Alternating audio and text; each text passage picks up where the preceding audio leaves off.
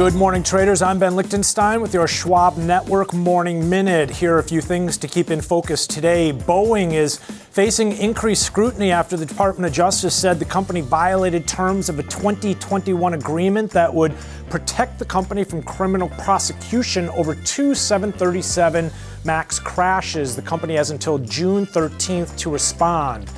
Dell is trading higher after Morgan Stanley maintained an outperform rating and raised its price target to $152 from $128. Dell shares are up 200% over the last 52 weeks and are set to open at an all-time high.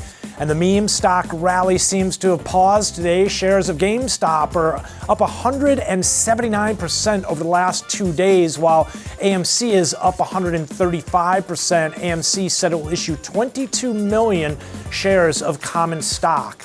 Be sure to download the Schwab Network app and watch 24/7 on schwabnetwork.com.